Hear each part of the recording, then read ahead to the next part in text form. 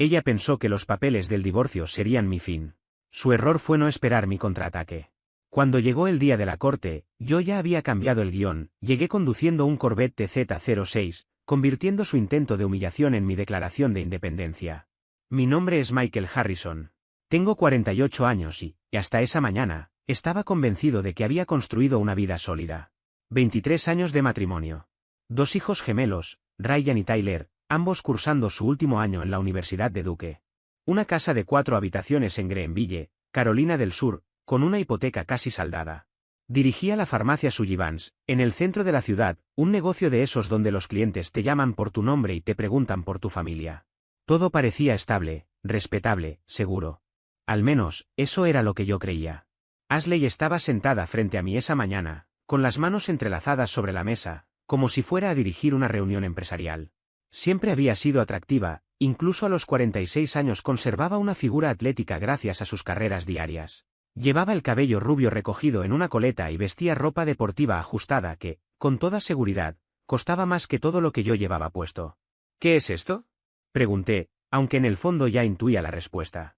Papeles de divorcio, dijo ella con una voz firme, casi ensayada. Lo he pensado durante mucho tiempo, Michael. Esto ya no funciona. Me quedé mirando el sobre mientras el café se enfriaba en mi mano. 23 años reducidos a un conjunto de documentos legales. ¿No funciona para quién?, pregunté al fin. ¿Para ti? Ashley sostuvo mi mirada sin pestañear. He estado viendo a otra persona, admitió. Se llama Ethan Anderson. Es desarrollador inmobiliario. Las palabras deberían haberme golpeado como un tren fuera de control, pero llegaron amortiguadas, como si estuviera escuchando una historia ajena. Tal vez, en algún nivel, ya lo sabía. Tal vez me había vuelto demasiado cómodo como para mirar con atención. ¿Desde cuándo?, pregunté, con la voz inexpresiva. 8 meses. 8 meses. Mientras yo trabajaba semanas de 60 horas en la farmacia, lidiando con aseguradoras y clientes mayores que no podían pagar sus medicamentos, Ashley había estado construyendo una vida paralela. 8 meses de mentiras. 8 meses de regresar a casa, besarme antes de dormir y pensar en otro hombre. Voy a mudarme con él, continuó, como si estuviera hablando de planes de vacaciones. Tiene un condominio en el centro, con vista al río. Los papeles son claros. Tú te quedas con la casa, los autos, todo. Yo solo quiero salir de esto. Debería haber sentido rabia, o al menos una tristeza devastadora. Pero sentado en esa cocina donde habíamos compartido miles de comidas, celebrado graduaciones y planeado vacaciones familiares, lo único que sentía era vacío. ¿Él sabe que estás casada?, pregunté. Sí, respondió. Ha sido paciente. Estamos listos para empezar nuestra vida juntos. Paciente. Como si mereciera reconocimiento por esperar mientras ella decidía cómo abandonarme. Abrí el sobre. Los documentos estaban impecables, oficiales. Petición de disolución del matrimonio. Pasé las páginas sin que me temblaran las manos. Tal vez eso debería haberme preocupado más que cualquier otra cosa. Los firmaré, dije finalmente, pero necesito unos días. Ashley se levantó, claramente aliviada. Gracias por ser razonable con esto. Razonable. Como si hubiera algo razonable en que tu esposa te anuncie, con total calma, que te ha sido infiel durante 8 meses y que se marcha con otro hombre mientras tú te desgastas trabajando para sostener a la familia. Salió de la cocina y me quedé solo, mirando los papeles que pondrían fin a mi matrimonio. Afuera, el sol de la mañana brillaba con total indiferencia ante el hecho de que mi vida acababa de desmoronarse. En ese momento no lo sabía, pero aquel sobre era solo el principio. Lo más difícil de perder un matrimonio no es el instante en que termina, sino recordar cómo comenzó. Conocí a Ashley Walsh en una clase de química en un colegio comunitario cuando yo tenía 23 años. Ella tenía 21 y estudiaba administración de empresas. Tenía una risa contagiosa que hacía sentir especiales a todos a su alrededor. Yo era más serio, ya trabajaba medio tiempo en una farmacia mientras terminaba mis estudios. Solía decir que yo era su cable a tierra, que la mantenía con los pies en el suelo. Nos casamos 6 meses después de que me gradué, en una ceremonia sencilla en la iglesia de sus padres. No fue nada lujoso, pero se sentía auténtico, definitivo. Un año más tarde llegaron los gemelos, y de pronto vivíamos en un pequeño apartamento de una habitación con 2 bebés llorando y apenas 3 horas de sueño por noche. Esos primeros años fueron duros. Yo trabajaba turnos dobles para mantenernos a flote mientras Ashley se quedaba en casa cuidando a Ryan y Tyler. El dinero siempre escaseaba, pero creía que estábamos construyendo algo juntos. Rechacé ascensos porque implicaban mudarnos. Pasé fines de semana enteros ayudando en ligas infantiles en lugar de jugar golf con colegas. Todo parecía una inversión en nuestro futuro. Ashley solía llevar a los niños a la farmacia después de la escuela. Ryan ordenaba el estante de dulces, mientras Tyler me llenaba de preguntas sobre medicamentos. Hacían la tarea en el mostrador de consultas mientras yo despachaba recetas. Ashley aparecía con café, me besaba la mejilla y luego salía a hacer mandados. ¿Cuándo se detuvo todo eso? ¿Cuándo dejó de mirarme como si yo importara? Después de que se fue, permanecí horas sentado en la mesa de la cocina. Los papeles de divorcio seguían intactos. La casa estaba silenciosa de una forma que nunca antes había estado. Incluso con los chicos en la universidad, siempre había ruido de fondo, llamadas, música, movimiento. Ahora solo quedaba el tic-tac del viejo reloj del pasillo. El teléfono sonó. Era Mark Calvell, mi subgerente en la farmacia. «Hola, jefe», dijo con su tono habitual. Solo revisaba el horario de mañana. «Tenemos la auditoría pronto, ¿verdad?» «Yo abriré temprano». «¿Todo bien?» «Te noto raro». Estuve a punto de decírselo todo. Estuve a punto de confesar que mi esposa me había sido infiel durante 8 meses y acababa de pedirme el divorcio. Pero no era algo que pudiera soltar así, un sábado por la noche. «Solo estoy cansado», respondí. «Nos vemos el lunes». Tras colgar, tomé finalmente los documentos y los leí con atención. El abogado de Ashley había sido meticuloso. No pedía pensión, no reclamaba cuentas de retiro ni disputaba bienes. Todo estaba diseñado para que la separación fuera rápida, limpia y definitiva. Y ahí, sentado en silencio, comprendí que lo que acababa de perder era solo la superficie de algo mucho más profundo. El verdadero golpe todavía estaba por venir. Ella solo quería irse. Sin discusiones, sin escenas, sin explicaciones largas. Algo limpio y definitivo. Demasiado limpio, incluso. Tan simple que daba la sensación de que llevaba planeándolo mucho más de 8 meses. En los documentos aparecía una y otra vez la misma frase, diferencias irreconciliables. Eso era todo. 23 años de matrimonio resumidos en 2 palabras impersonales. No infidelidad, no traición explícita, solo diferencias que, al parecer, ya no podían resolverse. Pensé en llamar a mis hijos, pero me detuve antes de marcar. ¿Qué se supone que debía decirles? ¿Que su madre había cambiado estabilidad por un departamento moderno en el centro, financiado por algún desarrollador inmobiliario? ¿Que mientras ellos estaban concentrados en exámenes, clases y su vida universitaria, nuestra familia se estaba desmoronando? No. Esa conversación necesitaba más cuidado. Tenía que encontrar la manera de explicarlo sin sonar derrotado, sin parecer un fracaso absoluto. En lugar de eso, abrí mi computadora portátil e hice algo que no hacía desde hacía años. Busqué a Ethan Anderson, desarrollador inmobiliario. Su sitio web estaba lleno de fotos brillantes, condominios de lujo, edificios comerciales, interiores minimalistas. En la sección sobre nosotros aparecía él. 43 años, complexión atlética, sonrisa perfecta, como salido de un anuncio de colonia. Ese era el hombre que mi esposa había elegido por encima de mí. Cerré la computadora y me quedé sentado en la oscuridad del salón, preguntándome en qué momento exacto todo había empezado a salir mal. El domingo llegó demasiado pronto. Apenas había dormido.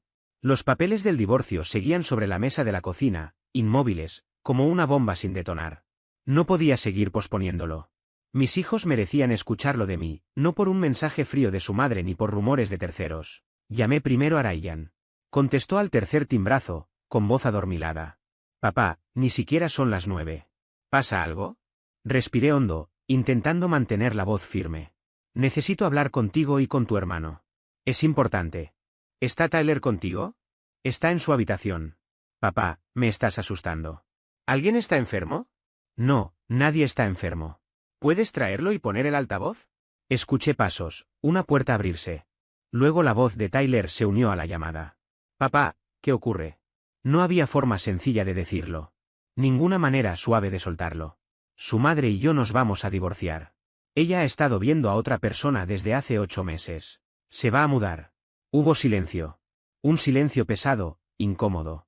Luego Ryan habló, con la voz tensa. «¿Qué significa viendo a otra persona?» «Ha tenido una relación con un hombre llamado Ethan Anderson. Me lo dijo ayer por la mañana. Los documentos ya están preparados». «Eso es una locura», dijo Tyler, y pude escuchar cómo la rabia empezaba a crecer. «¿8 meses? Nos ha mentido a todos durante 8 meses. Lo siento mucho, hijos. Sé que esto no es. ¿Estás bien, papá?» Interrumpió Ryan, y algo en su tono atravesó la coraza que había mantenido desde el día anterior. Lo estaré, respondí, aunque ni yo mismo estaba convencido. Ahora necesito que ustedes se concentren en sus estudios. Esto no cambia cuanto los amamos los dos. ¿Amarnos? La voz de Tyler se volvió cortante. Está destruyendo nuestra familia por un tipo cualquiera. ¿Cómo se supone que eso es amor? No tuve respuesta para eso. Hablamos durante unos 20 minutos más. Preguntas que no podía contestar del todo. ¿Por qué? ¿Desde cuándo lo sabía? ¿Había alguna posibilidad de arreglar las cosas? Cada pregunta abría una herida nueva y me recordaba hasta qué punto Ashley había desmontado todo lo que habíamos construido. Cuando finalmente colgamos, me quedé sentado, vacío. Mis hijos estaban sufriendo, y no había nada que pudiera hacer para arreglarlo. El resto del domingo pasó como una neblina. Firmé los papeles del divorcio con un bolígrafo que se sentía ridículamente liviano para una decisión tan pesada. Ashley pasó por la casa por la tarde para llevarse más cosas. Nos movimos uno alrededor del otro como desconocidos, evitando mirarnos, cuidando no rozarnos por accidente. El lunes por la mañana me arrastré hasta la farmacia Sullivan. Mark me vio apenas entré y frunció el ceño. Jefe, tienes una cara terrible. ¿Qué pasa? Lo llevé a la oficina y se lo conté todo. Su rostro pasó por sorpresa, enojo y finalmente una solidaridad firme. Es durísimo, Michael. De verdad. Si necesitas algo, cuenta conmigo. Necesito trabajar, le dije. Mantener la cabeza ocupada. Pero en los pueblos pequeños las noticias corren rápido. Para el martes por la tarde, la señora Henderson, una clienta habitual, me miró con lástima cuando le entregué su medicación. El miércoles noté susurros a mi paso por los pasillos. El jueves por la mañana, mi jefe, Robert Sullivan, me llamó a su oficina. Tenía 72 años, llevaba 40 en la farmacia y la dirigía con valores de otra época. Michael, tenemos que hablar de tu situación, dijo, sin mirarme directamente. ¿Mi situación? Tu divorcio. Se ha vuelto conocimiento público. Algunos clientes han expresado preocupación por los valores familiares que representamos. Lo miré sin creer lo que escuchaba. Robert, a mí me engañaron. Yo soy la víctima. Se removió incómodo en su silla. Lo entiendo. Pero la percepción importa. Atendemos a familias, a grupos religiosos. Tener a un gerente pasando por un divorcio complicado no nos favorece. ¿Me estás despidiendo? Te sugiero que tomes un tiempo libre. Licencia sin goce de sueldo. Dejemos que las cosas se calmen y luego reevaluamos. Las palabras me golpearon como un puñetazo. 22 años entregados a esa farmacia. Turnos dobles, cubrir ausencias, construir confianza con los clientes, y ahora me apartaban por algo que yo no había provocado. No te molestes, dije, poniéndome de pie. Renuncio. Robert pareció aliviado. Michael, no seas impulsivo. No lo soy. Estoy siendo claro. Si mi lealtad no vale nada aquí, no quiero seguir. Vacié mi oficina en 10 minutos. Mark me observó con tristeza mientras guardaba mis cosas en una caja de cartón. Salir de esa farmacia fue como perder otra parte de mi identidad. En el estacionamiento, sentado en el coche, entendí la magnitud de lo que Ashley me había quitado, mi matrimonio, mi reputación y ahora también mi trabajo. Pero no había terminado. Ni de cerca. El sábado por la mañana desperté sin empleo, sin esposa y sin un plan claro. La casa se sentía opresiva, llena de recuerdos que no quería enfrentar. Necesitaba salir, despejarme, hacer algo que no implicara quedarme inmóvil lamentándome. Siempre me había gustado el geocaching, un pasatiempo que había descubierto cuando los chicos eran más pequeños. Seguir coordenadas, resolver pistas, encontrar contenedores ocultos que la mayoría pasa por alto. Era metódico, absorbente, justo lo que necesitaba. Tomé el GPS y el detector de metales, los cargué en la camioneta y conduje hacia el Bosque Nacional Pisgah, a aproximadamente 1 hora de Greenville. Había un escondite especialmente complicado que llevaba tiempo queriendo encontrar, activo desde principios de los años 2000. Según los registros en línea, el sendero era empinado y rocoso, serpenteando entre un bosque denso. Exactamente el tipo de desafío que podía ayudarme a pensar, o dejar de hacerlo, al menos por un rato. Mayo en las montañas tenía algo especial. Todo estaba verde, vivo, como si el mundo respirara con más fuerza. El canto de los pájaros se mezclaba con el olor a pino y a tierra húmeda, y por primera vez en varios días sentí que podía llenar los pulmones sin esa presión constante en el pecho. Necesitaba ese aire. Necesitaba ese silencio. Las coordenadas me llevaron hasta un grupo de viejos robles, cerca de un arroyo llamado Small Creek. El lugar parecía intacto, ajeno al paso del tiempo. Pasé casi 20 minutos revisando los sitios más evidentes, troncos huecos, montículos de piedras, raíces expuestas. Nada. Justo cuando empezaba a pensar que todo había sido una pérdida de tiempo, el detector de metales comenzó a emitir un pitido insistente cerca de lo que parecía ser un muro de piedra derrumbado, probablemente los restos de una antigua granja. Aparté hojas y tierra con cuidado, esperando encontrar un simple contenedor de geocaching. Pero mis dedos chocaron con algo duro, frío, metálico. La curiosidad se transformó en tensión. Cavé un poco más, retirando décadas de suciedad y restos orgánicos, hasta que quedó al descubierto una caja de metal. No era grande, tal vez unos 25 centímetros por lado, pesada, oxidada, pero sorprendentemente intacta. El corazón me empezó a latir con fuerza. Aquello no era un juego. No era una cache escondida por excursionistas. Era otra cosa. Llevé la caja hasta la camioneta con cuidado, como si temiera que pudiera deshacerse en mis manos. El cierre estaba corroído, pero aún funcionaba. Ya sentado en el asiento del conductor, respiré hondo y la abrí lentamente. El interior estaba forrado con una tela aceitosa, y dentro había 12 monedas grandes, perfectamente acomodadas. Large cents. No sabía demasiado sobre numismática, pero incluso para mí era evidente que eran antiguas y valiosas. Saqué el teléfono y empecé a investigar. Large cents acuñados entre 1793 y 1857. Algunas de las monedas más raras de la historia de Estados Unidos, especialmente cuando se conservaban en buen estado. Una en particular captó toda mi atención, fechada en 1793, con un diseño de cadena en el reverso. Lo que leí me dejó sin aliento. Esa moneda, un chain cent del primer año de la Casa de la Moneda estadounidense, podía valer cientos de miles de dólares si estaba en condiciones excepcionales. Y esta lo estaba. Al menos, eso parecía. Con la mano temblando, fotografié cada moneda, documentándolo todo. 12 large cents. 12 piezas que, individualmente, podían representar una fortuna. La más antigua de 1793, la más reciente de 1857. Juntas, podían cambiarle la vida a cualquiera. Me quedé sentado en la camioneta, mirando las monedas extendidas sobre el asiento del acompañante. Y por primera vez desde que Ashley me había entregado los papeles del divorcio, sentí algo distinto a la desesperación. Sentí esperanza. De regreso en casa, guardé las monedas en la caja fuerte y pasé el resto de la noche investigando. Cuanto más leía, más claro quedaba que no se trataba solo de dinero. Eran piezas de calidad museística. Hallazgos con los que cualquier coleccionista soñaba. Cerca de la medianoche tomé una decisión. Necesitaba autenticarlas y tasarlas con profesionales. Y sabía exactamente a quién acudir. Había una casa de subastas de élite en Nueva York, Adams & Burns, especializada en monedas raras. Redacté un correo electrónico, adjunté fotografías de alta resolución de 4 de las monedas y expliqué de manera general cómo las había encontrado. No mencioné el divorcio. No hablé de haber perdido mi empleo. Esto era solo sobre las monedas. Envié el mensaje y me recosté en la silla. Pasara lo que pasara después, esto era mío. Algo que Ashley no podía tocar, reclamar ni usar para atribuirse mérito. Por primera vez en una semana, sonreí. La respuesta llegó más rápido de lo que imaginaba. El lunes por la mañana, 3 días después de enviar el correo, mi teléfono sonó con un número de Nueva York.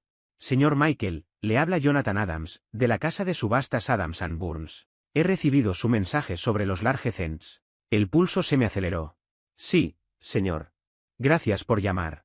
Debo decirle que, si las fotografías reflejan fielmente el estado de las piezas, lo que ha encontrado es extraordinario. El chain cent de 1793, por sí solo, es de calidad museística. Nos gustaría examinarlas en persona. Hablamos durante casi 20 minutos sobre procedimientos de autenticación, documentación de procedencia y posibles plazos de subasta. Jonathan sugirió que llevara 4 de las mejores piezas a Nueva York para una evaluación preliminar. Luego añadió algo más. Dado el valor del que estamos hablando, quizás debería considerar establecer una cuenta offshore para gestionar los ingresos. Trabajamos con firmas especializadas en protección patrimonial para ventas de alto valor. Cuentas offshore. Protección de activos. Eran conceptos que jamás pensé que formarían parte de mi vida. Y sin embargo, ahí estaba yo, un gerente de farmacia recientemente desempleado, hablando de banca internacional como si fuera lo más normal del mundo. Agradecería cualquier orientación que puedan darme, respondí. Perfecto. ¿Cuándo puede venir a Nueva York? 2 días después estaba en un vuelo rumbo a JFK. Las 4 monedas, aseguradas en un estuche con cerradura, viajaban conmigo en el equipaje de mano. Me sentía completamente fuera de lugar, un hombre de pueblo pequeño, camino a Manhattan, con monedas que podían valer una fortuna. Adams & Burns ocupaba 3 pisos de un edificio en Midtown. El vestíbulo, de mármol y bronce, imponía respeto. Incluso la recepcionista parecía salida de una revista de moda. Di mi nombre y, a los pocos minutos, Jonathan Adams apareció. Rondaba los 50 y tantos, impecablemente vestido, con la seguridad de quien maneja transacciones millonarias a diario.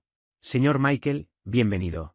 Me estrechó la mano con firmeza y me condujo a su oficina, con vista a la Quinta Avenida. Examinó cada moneda con una lupa de joyero, haciendo anotaciones, su expresión volviéndose más animada con cada pieza.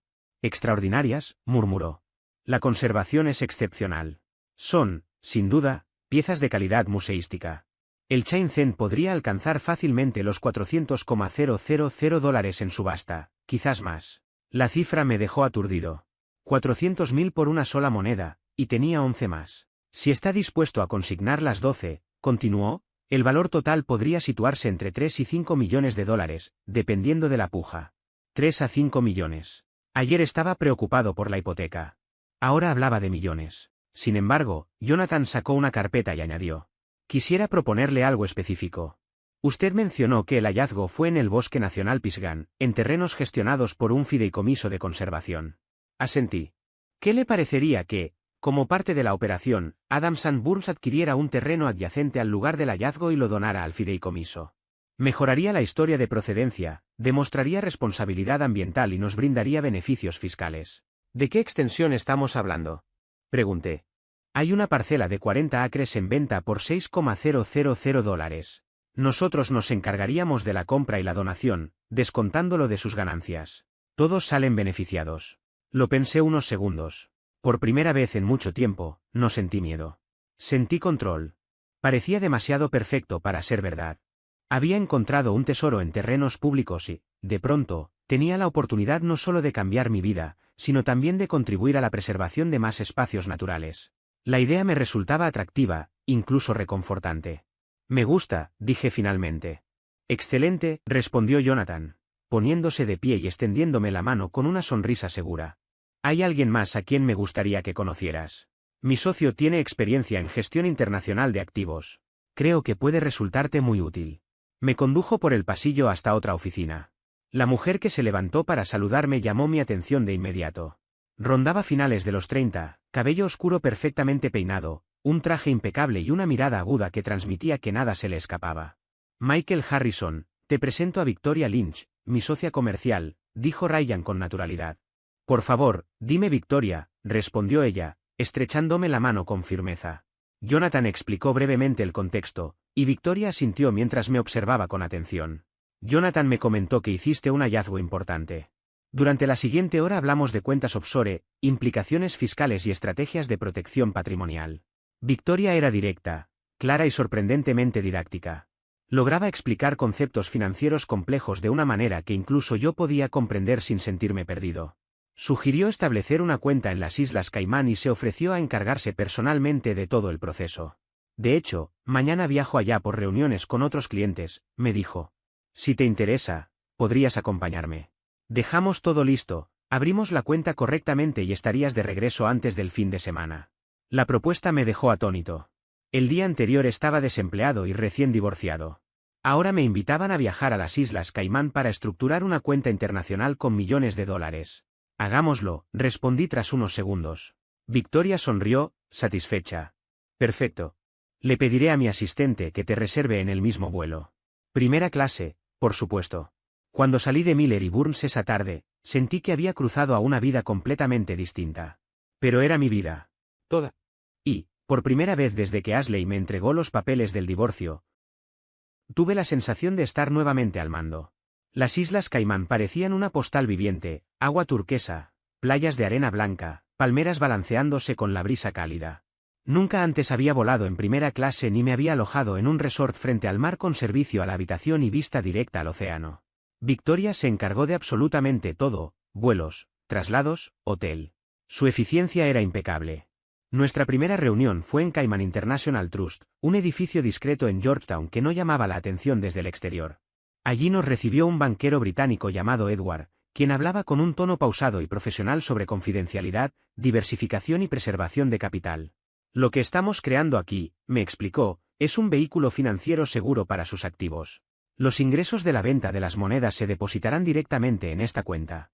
Todo será completamente legal, protegido y sin exposiciones innecesarias. Firmé documentos que apenas comprendía del todo, confiando en la guía constante de Victoria, quien me iba explicando cada cláusula con paciencia. Al finalizar el día, tenía una cuenta offshore, un asesor financiero y una extraña sensación de irrealidad. Esa noche, Victoria me invitó a cenar en un restaurante con vista al puerto. El atardecer tiñó el cielo de tonos naranjas y rosados, y por primera vez en semanas sentí que podía relajarme. Lo estás manejando muy bien, comentó mientras bebía un sorbo de vino. Muchos en tu situación estarían completamente desbordados. ¿Y quién dice que no lo estoy? Respondí, esbozando una sonrisa cansada. Ella rió suavemente. Puede ser, pero no lo demuestras. Esa es una habilidad muy valiosa en los negocios. Durante la cena hablamos de algo más que números. Le conté sobre el divorcio, la pérdida de mi trabajo, la sensación de que mi vida se había desmoronado en cuestión de semanas. Escuchó sin juzgar, haciendo preguntas que me obligaban a reflexionar. ¿Sabes qué me resulta interesante de ti, Michael? Dijo al final. La mayoría de las personas se define por lo que les ocurre. Tú no. Sigues avanzando, tomando decisiones, recuperando el control. Eso no es común. No siento que tenga el control, admití. Siento que improviso sobre la marcha. Eso es el control, respondió. No se trata de tener todas las respuestas, sino de estar dispuesto a encontrarlas. Al día siguiente continuaron las reuniones, el papeleo y la planificación financiera. Pero entre compromisos, Victoria me mostró rincones ocultos de la isla, playas escondidas, restaurantes locales, lugares que los turistas no solían conocer. Me di cuenta de que disfrutaba su compañía por razones que iban más allá del trabajo. La última noche nos sentamos en la playa frente al hotel, observando las olas romper suavemente. El aire era cálido y salino, y me sentía en paz como no lo había estado en meses. ¿Qué harás cuando regreses? Me preguntó. Sinceramente, no lo sé. Vender la casa, supongo. Ver qué viene después. Podrías quedarte un tiempo en Nueva York, sugirió con naturalidad. Tengo una habitación libre. Te daría espacio para pensar sin la presión de Greenville y los comentarios del pueblo. La miré sorprendido. Es una oferta muy generosa. Es práctica, respondió con una leve sonrisa. Tendrás que estar en Nueva York por la preparación de la subasta, y una ciudad grande ofrece una perspectiva que no existe en un lugar pequeño. Tenía razón. Volver a Greenville significaba enfrentar a Ashley, los rumores y los restos de mi antigua vida. Nueva York representaba una página en blanco. Lo pensaré, dije, aunque en el fondo ya conocía mi respuesta. Acepté su oferta. De regreso en Greenville, puse la casa en venta, empaqué lo indispensable y almacené el resto. El agente inmobiliario, por suerte alguien que no conocía a Ashley, me aseguró que el mercado estaba fuerte y que la venta sería rápida. Mudarse a Manhattan fue como entrar en otro universo. El departamento de Victoria, en el Upper West Side, era amplio, luminoso y con ventanales de piso a techo que daban a Central Park. La habitación que me ofreció era más grande que mi dormitorio anterior. Haz de cuenta que este es tu punto de partida, me dijo mientras me ayudaba con el equipaje. Quédate el tiempo que necesites. Los preparativos para la subasta me mantuvieron ocupado. Pasaba días enteros en Miller y Burns, trabajando con especialistas en documentación, investigación de procedencia y descripciones para el catálogo. Las monedas fueron autenticadas por 3 expertos independientes, todos confirmando que se trataba de piezas de calidad museística, con un valor de millones. Pero todo se complicó durante una verificación rutinaria. Estaba en la oficina de Jonathan cuando su asistente entró con un informe del equipo legal. Jonathan frunció el ceño mientras leía. Tenemos un problema, dijo finalmente. Las monedas que encontraste coinciden con descripciones de un robo no resuelto en un museo en 1987. El Museo de Charleston reportó el hurto de 12 monedas de gran tamaño hace 38 años. Sentí un vacío en el estómago. Eso no puede ser, respondí. Las encontré enterradas en el bosque. Y, en ese momento, supe que nada volvería a ser sencillo. Confiaba en mí desde el primer momento. Jonathan fue el primero en decirlo, casi sin dudar, aunque también fue quien bajó la voz inmediatamente después para advertirme que nada de esto sería sencillo. Te creo, me dijo, pero tenemos que estar preparados. Esto puede complicarse mucho. El museo seguramente va a presentar una reclamación formal. Habrá que demostrar que tu hallazgo fue legítimo y que no tiene relación con el robo original. No tardó en cumplirse su predicción. A los pocos días, agentes del FBI comenzaron a contactarme. Me entrevistaron en varias ocasiones. Expliqué todo con detalle, Mi afición al geocaching, el uso del detector de metales, la señal inesperada, el punto exacto donde había encontrado las monedas, fueron siempre correctos, profesionales, pero exhaustivos. Nunca me trataron como culpable, aunque sí como alguien que debía ser examinado con lupa. Señor Michael, me dijo el agente Miller durante la tercera entrevista, no lo estamos acusando de robo. Pero necesitamos establecer una cadena de custodia clara y entender cómo una propiedad sustraída de un museo terminó enterrada en el lugar donde usted la encontró. La presión era asfixiante. Lo que había empezado como un descubrimiento casi milagroso se transformó rápidamente en una pesadilla legal. Las monedas fueron incautadas como prueba mientras avanzaba la investigación. Mi cuenta en el extranjero quedó congelada, y de un día para otro, volví a estar desempleado, sin ingresos y con honorarios legales que no dejaban de crecer. Victoria estuvo a mi lado todo el tiempo. Me ayudó a contactar a un abogado penalista, me acompañó en el proceso y me sostuvo cuando la incertidumbre parecía demasiado pesada. Sin embargo, la historia dio otro giro inesperado cuando el FBI logró identificar a los verdaderos responsables del robo. Eran hombres mayores, ya en sus 70. Uno de ellos había sido guardia de seguridad del museo, William Briggs. Su cómplice nunca fue una figura pública. William padecía cáncer de páncreas y decidió confesar antes de morir. Admitió que había robado las monedas décadas atrás y que las había enterrado en el Bosque Nacional de Pisgah, con la intención de recuperarlas cuando la investigación se enfriara. Nunca volví, declaró. No sabía exactamente dónde estaban. Solo recuerdo que era cerca de unas ruinas de piedra antiguas. Cuando me enfermé, asumí que se quedarían ahí para siempre. Su confesión me liberó de cualquier sospecha penal, pero abrió un nuevo frente. El Museo de Charleston exigió la restitución inmediata de las monedas. Mis abogados argumentaron que, al haberlas encontrado en terreno público, yo tenía derechos como descubridor. La disputa legal se prolongó durante semanas. Mientras tanto, mi vida en Nueva York seguía avanzando. Empecé a recorrer la ciudad con otros ojos, caminando por barrios en los que jamás imaginé vivir. Con Victoria establecimos una rutina sencilla y cómoda, café por las mañanas, cenas compartidas cuando coincidíamos, largas charlas que iban desde arte hasta política. Una noche, unas 6 semanas después de que me mudé, estábamos en el balcón, con una copa de vino, observando el parque iluminado. Las luces de la ciudad parecían no tener fin. Me sentía abrumado y, al mismo tiempo, extrañamente tranquilo. ¿Cómo lo estás llevando?, me preguntó. La verdad, no lo sé. Todo lo que pensé que iba a arreglar mi vida terminó creando nuevos problemas. Sonrió con comprensión. Así es la vida. Desordenada, complicada, y rara vez sale como uno la planea.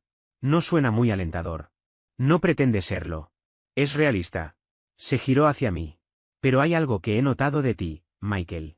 Sigues avanzando. El divorcio no te detuvo. Perder tu trabajo tampoco. Ni siquiera este caos legal te paralizó. Esa resiliencia no es común. Quise creerle, aunque lo único que sentía era cansancio. Las monedas que supuestamente cambiarían mi destino seguían encerradas en una sala de evidencias.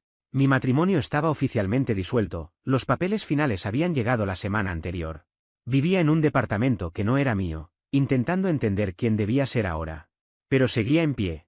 Eso tenía que valer algo. La resolución legal llegó a principios de julio, casi 2 meses después de que el FBI confiscara las monedas. Tras extensas negociaciones entre mis abogados, el museo y los fiscales federales, se alcanzó un acuerdo.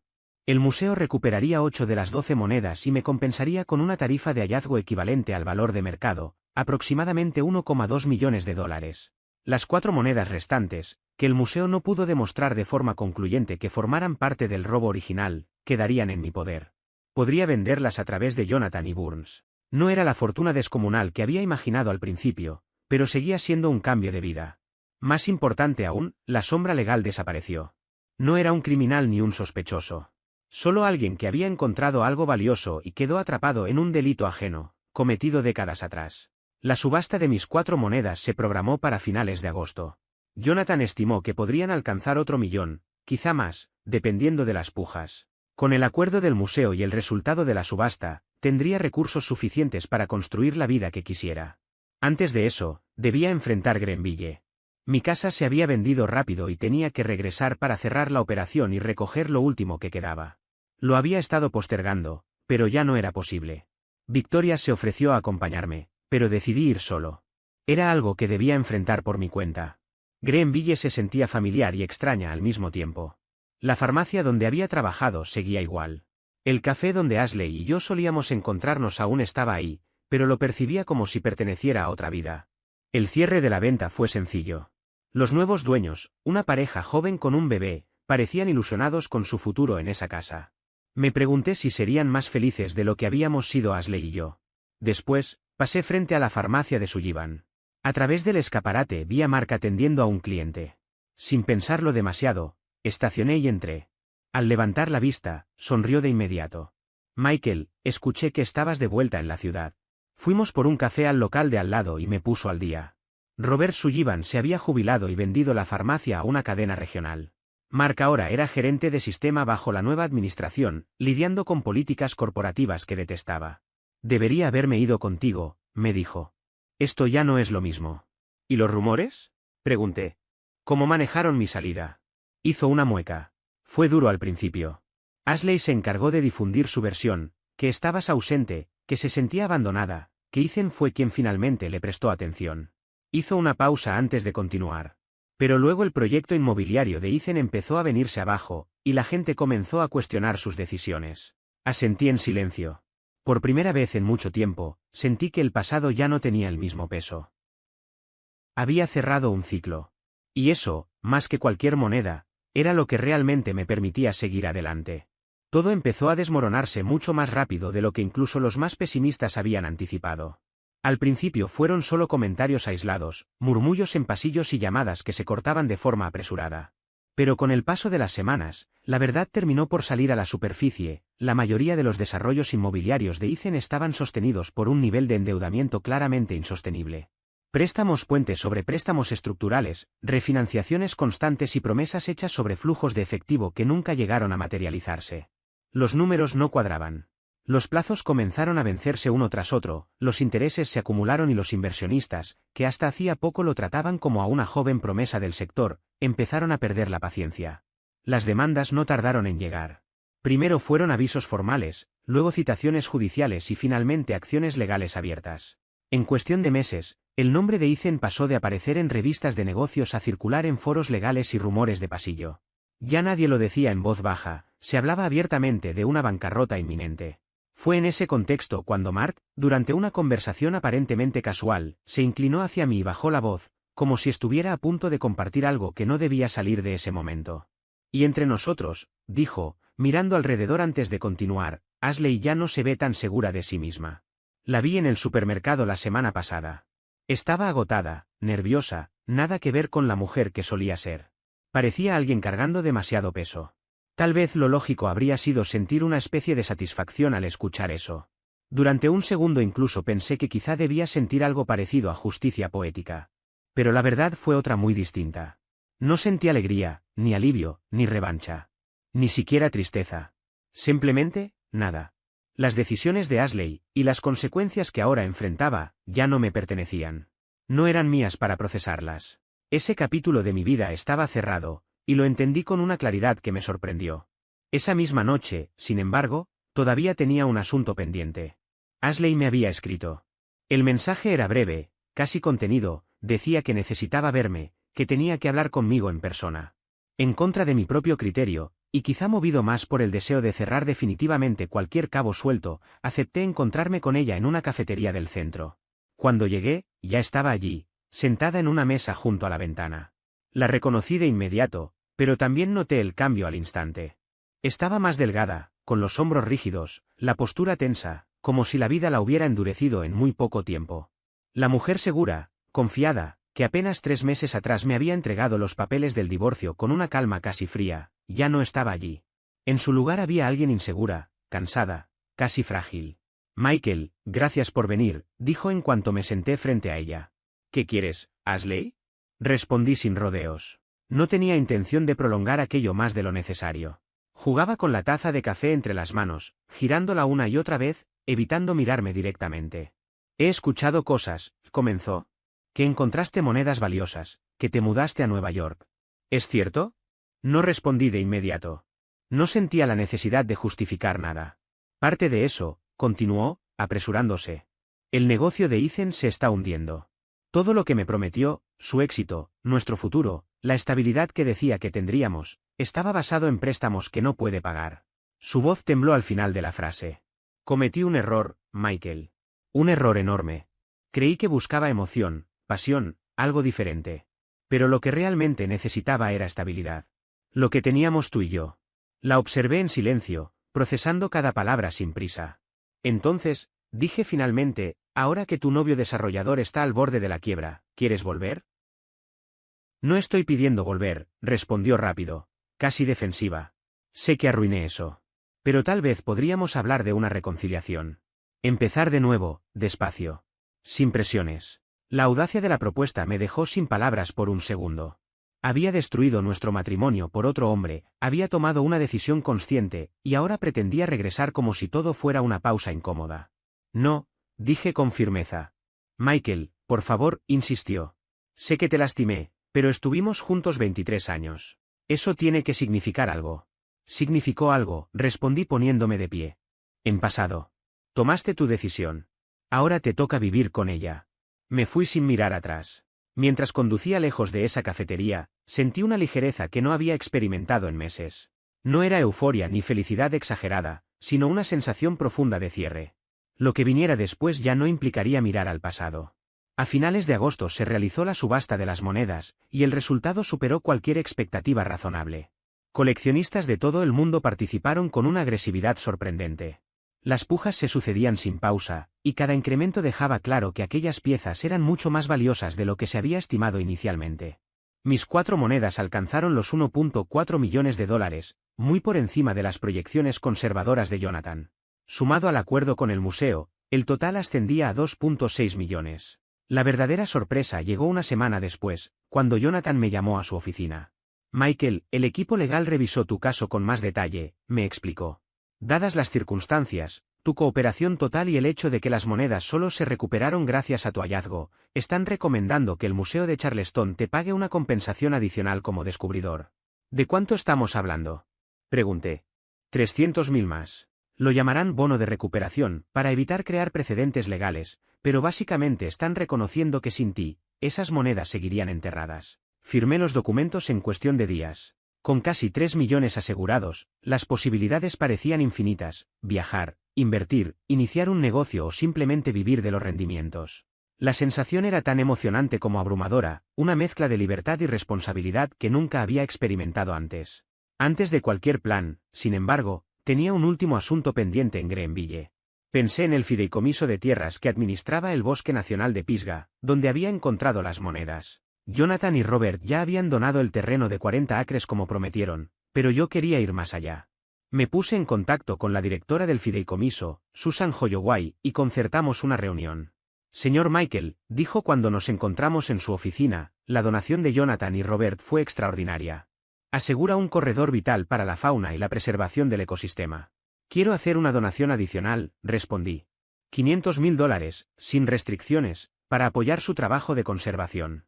Sus ojos se abrieron con incredulidad. Eso es increíble. ¿Está seguro? Encontré algo valioso en tierras que ustedes protegen, dije. Esto se siente correcto. La donación apareció en los medios locales. Los periódicos hablaron del gerente de farmacia convertido en filántropo. Ignoré casi toda la atención, excepto una llamada que no pude evitar, Ashley. Vi el artículo, dijo. $500.000 a un fideicomiso. Es una locura. Es mi dinero, respondí. Puedo hacer lo que quiera con él. Podríamos haber usado ese dinero. La universidad de los chicos. Ellos están cubiertos, la interrumpí. Creé un fondo fiduciario para ambos. Su educación y su futuro están asegurados. Hubo un silencio largo al otro lado de la línea. Ethan me dejó, dijo finalmente. Su empresa se declaró en bancarrota. Vivo en un departamento alquilado y trabajo medio tiempo en una boutique. De nuevo, no sentí nada. Ni lástima, ni satisfacción. Lo siento, dije con educación. ¿De verdad? Porque parece que tu vida va de maravilla mientras la mía se cae a pedazos. Yo no causé eso, Ashley. Tomaste decisiones. Tuvieron consecuencias. ¿Así que eso es todo? ¿Vas a seguir adelante y dejarme atrás? Sí, respondí con calma. Exactamente eso. Colgué y bloqueé su número. Cualquier culpa que aún cargaba se disipó en ese instante. Ella eligió su camino. Yo elegí el mío. Unos días después, estaba tomando café con Victoria cuando mencionó algo que captó de inmediato toda mi atención. Necesito confesarte algo, dijo, con una expresión poco habitual en ella, más insegura de lo normal. Cuando Jonathan y yo te conectamos por primera vez con nuestra firma, hice una investigación previa sobre tu entorno. Levanté la vista, intrigado. Encontré información sobre Ethan Anderson, continuó. Él y yo fuimos socios hace 5 años. Asentí despacio, dejándola continuar. Desvió casi $2 millones de nuestros proyectos inmobiliarios conjuntos y arruinó por completo mi reputación profesional. Me tomó años reconstruir mi carrera, hizo una pausa, como si midiera sus palabras. Cuando descubrí que tu esposa te había dejado por él, vi una oportunidad. La miré fijamente. ¿Me usaste para llegar a él? Pregunté sin rodeos. Al principio, sí, admitió con honestidad.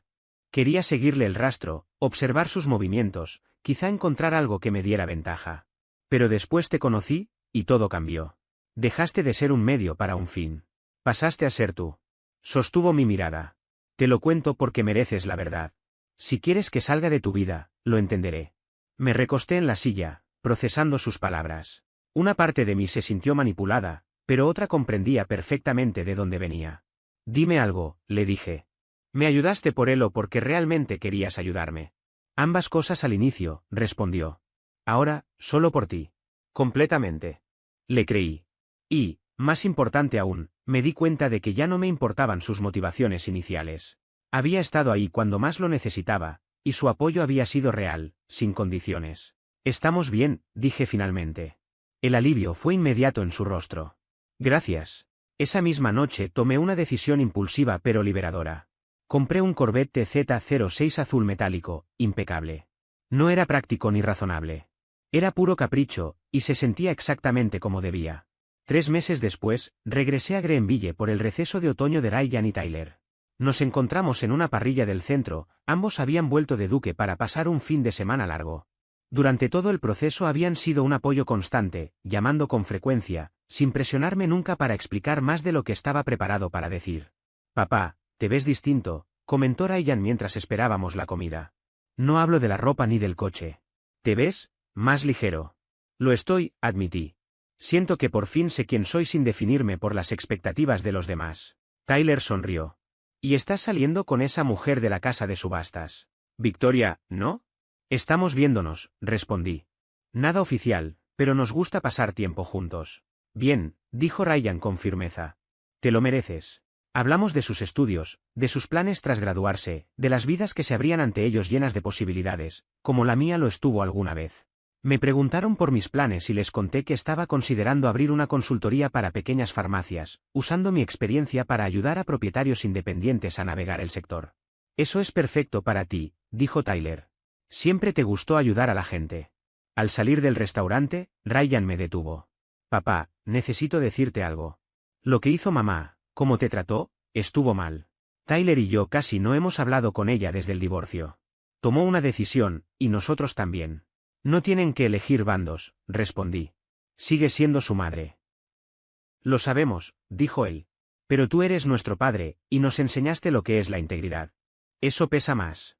De regreso a Nueva York, conduciendo mi Corvette, pensé en lo lejos que había llegado. Un año antes estaba sentado frente a la mesa de la cocina, mirando unos papeles de divorcio, convencido de que mi vida había terminado. Ahora estaba estable financieramente, independiente en lo profesional y en paz conmigo mismo de una forma que nunca había conocido durante mi matrimonio. La semana siguiente surgió una llamada inesperada. Ashley llamó desde un número desconocido, tomándome por sorpresa. Michael, por favor, no cuelgues, dijo con voz urgente. Necesito ayuda. Me están desalojando del apartamento. No tengo a dónde ir. ¿Podrías prestarme? Respiré hondo antes de responder. Espera, continuó. Estoy desesperada. Cometí errores, pero estuvimos juntos 23 años. Eso tiene que significar algo. Elegí mis palabras con cuidado. Esos 23 años sí significaron algo, Ashley. Me enseñaron exactamente lo que no quiero en mi vida. Elegiste a Ethan por encima de nuestro matrimonio. Elegiste la emoción sobre la estabilidad. Ahora tienes que vivir con esas decisiones. ¿Entonces vas a dejarme en la calle? No vas a quedar en la calle. Tienes familia. Tienes amigos. Tienes opciones. Yo simplemente ya no soy una de ellas. Colgué y bloqueé el número de inmediato. Victoria, que estaba cocinando en la cocina, levantó la vista. ¿Era Ashley? Preguntó. Asentí. Ella volvió a lo suyo. Sin juicios, sin comentarios. Solo aceptación. Eso era exactamente lo que siempre había necesitado, alguien que entendiera que avanzar a veces implica dejar personas atrás. Más tarde ese mes, llevé el Corvette a Greenville una última vez. Pasé frente a la farmacia Sullivan, frente a la casa que había vendido, frente a todos los hitos de mi antigua vida. Luego estacioné cerca de una cafetería y esperé. Ashley apareció 15 minutos después, caminando junto a una amiga suya. Se veía cansada, desgastada, cargando bolsas de tiendas de descuento. Al ver el coche se detuvo, sorprendida. Bajé la ventanilla. «Hola, Ashley». Se acercó despacio. «Michael, vaya coche». «Me va bien», respondí. «A los chicos también». Todo salió como debía. Miró el Corvette, luego a mí, y algo cambió en su expresión. Tal vez comprensión. Tal vez arrepentimiento. «Me alegra que seas feliz», dijo. «De verdad». Saqué los papeles de divorcio firmados de la consola. Los había guardado para ese momento exacto. «Quería agradecerte algo», le dije. «Por haberme entregado esto.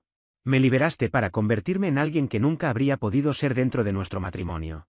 Se los tendí. Los tomó con manos temblorosas. «¿Y ahora qué harás?», pregunté mientras ponía el coche en marcha. No tuvo respuesta. Me alejé, viéndola hacerse cada vez más pequeña en el retrovisor. El hombre que había firmado esos documentos desde la desesperación ya no existía. En su lugar había alguien más fuerte, más sabio y, por fin, verdaderamente libre. Nueva York me esperaba, junto con un futuro que construiría completamente bajo mis propias reglas.